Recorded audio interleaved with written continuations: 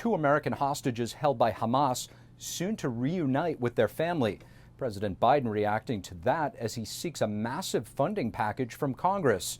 Joining us live is NTD's White House correspondent Iris Tao. Good evening, Iris. First, if you could tell us more about the hostage situation, what is the administration saying? So Secretary of State Antony Blinken just announced this afternoon that two American hostages held by Hamas terrorists have been released, but 10 Americans remain missing. He also says that some of those missing actually are among the some 200 hostages still being held by Hamas. Here's what Blinken said this afternoon about what the American government is doing to try to get them back. Watch.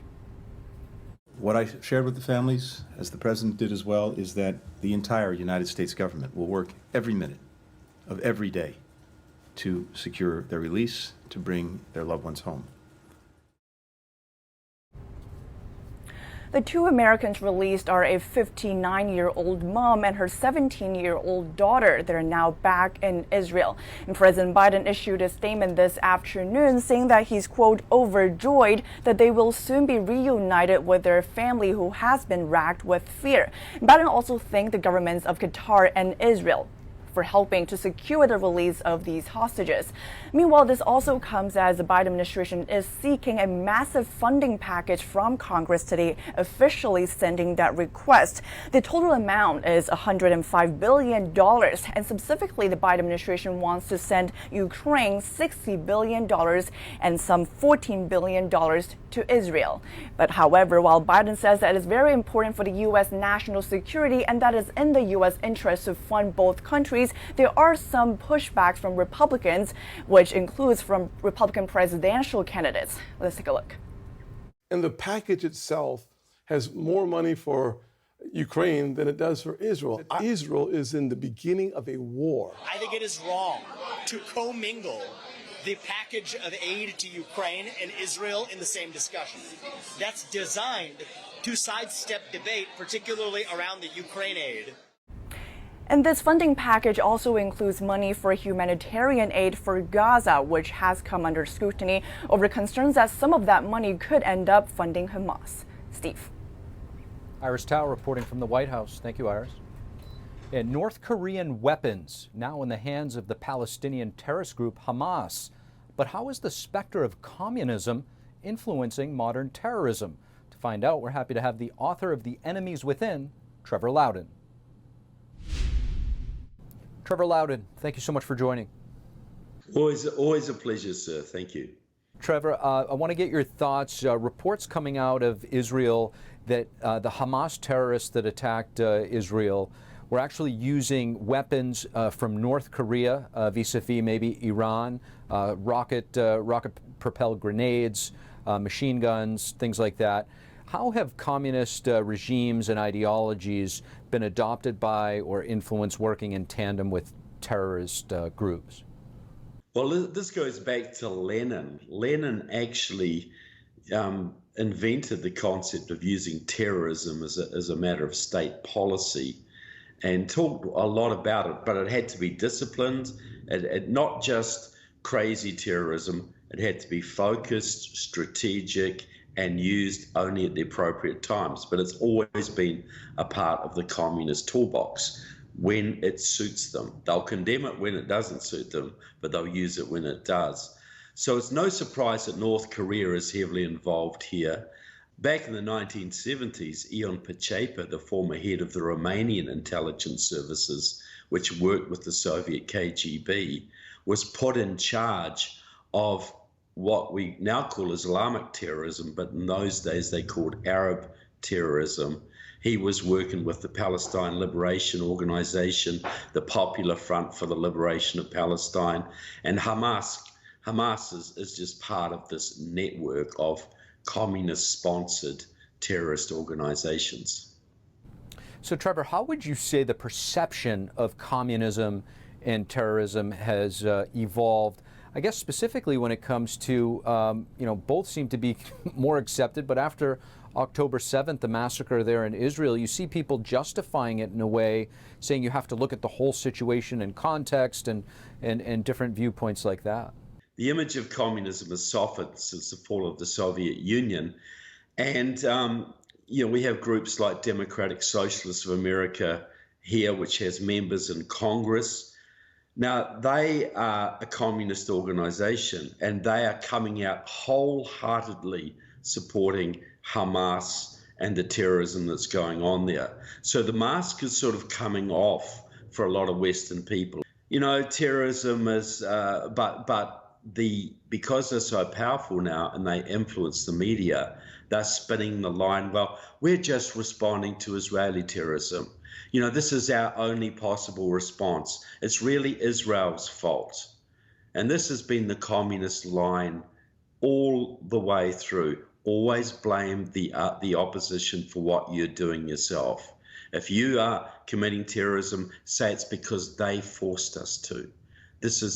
We're responding to their terrorism. Israel didn't attack anybody here, but you've got a large percentage of the world now believing that it's somehow Israel's fault. And the recent attack on the hospital, which is now proven to be a misfired Hamas rocket, was immediately blamed on Israel all around the world by left-wing politicians.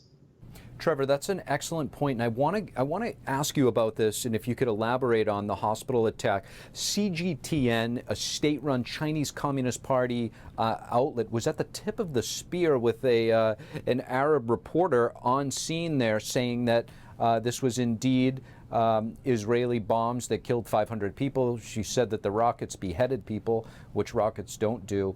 But at any rate, how serious is this? Well, look, millions of people around the world heard this kind of thing. This came straight from the Chinese. Immediately there was a disaster. Hamas fired a rocket, it misfired, it hit a hospital. What do? We can't take responsibility. Let's blame the Israelis. And so the communist apparatus is very, very efficient at doing this. We don't understand in the West how extensively the communists regard propaganda as one of their main avenues of warfare. So immediately the Chinese spread this around. It was picked up by left-wing sources all over the country, even quoted directly, unquestionably by Anthony Albanese, the Australian Prime Minister, who immediately blamed Israel. And so now millions of people believe a total fabrication. Trevor Loudon, really appreciate you joining us. Thank you. Thank you, sir. On Capitol Hill, Congressman Jim Jordan is out of the Speaker's race. Enough Republicans against him as the nominee by a secret vote following the third failed ballot on the House floor. NTD's Melina Wisecup joins us with some updates. Melina, tell us more about that secret ballot and what are Republicans' next steps now that they don't have a nominee yet again?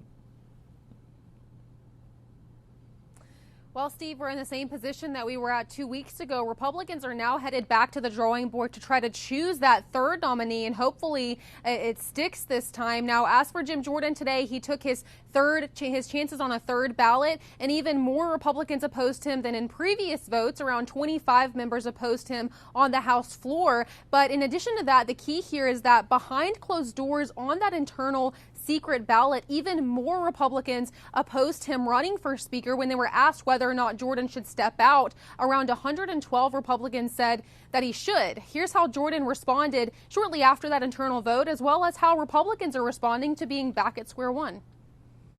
And so we put the question to them. They made a different decision. We are in a very bad position as a party, one that has won the majority, one that America has entrusted us with, that a simple 8 people have put us in this place.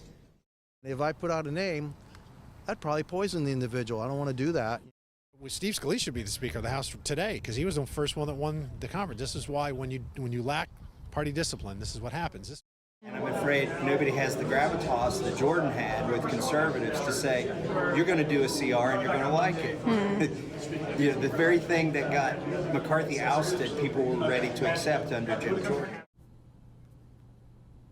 Now, Steve, there are already a long list of candidates who have jumped into this race. Members like Tom Emmer, who's currently the Republican Party's whip. And then you also see Kevin Hern, who was recently up for being the majority leader under Steve Scalise. He's also jumped in. And then you have Mike Johnson, who's the vice chair of the Republican conference, saying he's considering it. And as well as other members who aren't even a part of leadership. These are members like Byron Donalds of Florida or Austin Scott of Georgia. So we're waiting to see how that list continues to grow over the weekend. Republicans will be back on Monday at 6:30 p.m. for a candidate forum, and then Tuesday they will try to choose their nominee.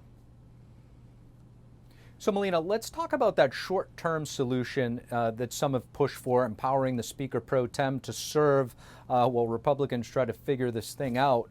Now the Democrats' leader saying a solution here could come as soon as Monday. What are you hearing?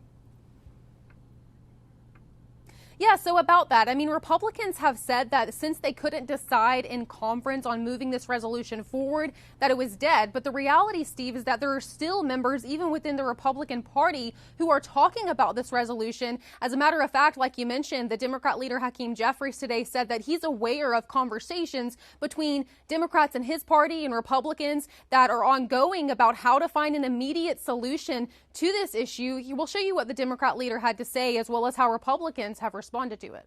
Take a look. Conversations hopefully will intensify today, perhaps continue throughout the weekend, and get us to a place where we can reopen the House no later than Monday of next week. Why would he, if he had that working in secret, why would he disclose that to the public? That's just to cast doubt. Listen, I'm all in for Patrick McHenry's expanded authority so we can turn the lights back on. I hope that doesn't happen. If they do, they probably ought to switch to the Democratic Party. So we're waiting to see how this resolution develops, if they do come to some sort of solution on Monday. And the big question here, Steve, is if Republicans can, on this third try, choose a nominee that sticks. Steve? And today's Melina Wisecup in the midst of it all on Capitol Hill. Melina, thank you. Thank you for watching the Capitol Report. If you want to see our full broadcast, check us out at epochtv.com.